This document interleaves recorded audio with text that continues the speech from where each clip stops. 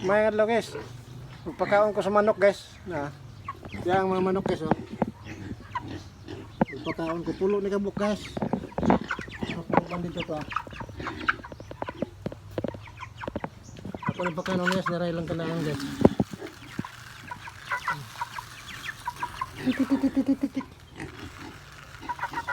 Gunta-gunta hapon butang ali guys kay kusog mo ni sila mga awan guys kini bantris. Nah.